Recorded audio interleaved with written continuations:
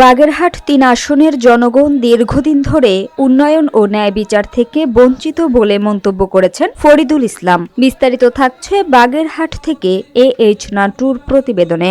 বাগেরহাট ৩ সংসদীয় আসনে বিএনপির পদপ্রার্থী শেখ ফরিদুল ইসলামের নির্বাচনী প্রচারণা সভা অনুষ্ঠিত হয়েছে। শুক্রবার বিকালে রামপালের গিলাতলা সরকারি বহুমুখী মাধ্যমিক বিদ্যালয় মাঠে ধানের শীষ প্রতীকের প্রচারণা সভায় প্রধান অতিথির বক্তব্যে সংসদ সদস্য পদপ্রার্থী শেখ ফরিদুল ইসলাম এসব কথা বলেন। তিনি আরো বলেন,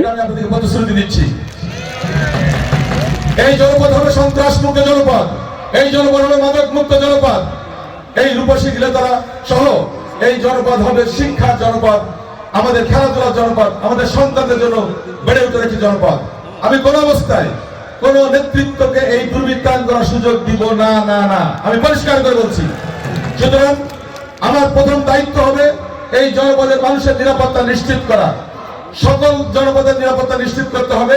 তবে যেহেতু আমার বাড়ি, আমি প্রথমে নিশ্চিত করতে চাই যে এই জনপদটা যেন সঠিকভাবে চলে। দ্বিতীয়ত, আমাদের প্রিয় নেতা তারেক রহমান সাহেব আগামী বাংলাদেশ বিনির্মাণের জন্য অনেক সুযোগ সুবিধা নিয়ে উনি দেশ গঠনের পরিকল্পনা করেছেন। শিক্ষা খাতে উনি সাজানোর পরিকল্পনা করেছেন। উনি পরিকল্পনা করেছেন যে প্রত্যেকটা স্কুলে আমরা একটা ভাষা শিক্ষা দিব, যাতে আমাদের সন্তানরা দেশে বিদেশে গিয়ে কর্মসংস্থান করতে পারে। আমার অন্যতম লক্ষ্য এই জনপদের সন্তানদেরকে বিদেশে কর্মসংস্থানের সুযোগ করে দেওয়া। আপনাদের আশীর্বাদ নিয়ে আগামী 10 তারিখ পর্যন্ত আমি সর্বোচ্চ কাজ করতে চাই।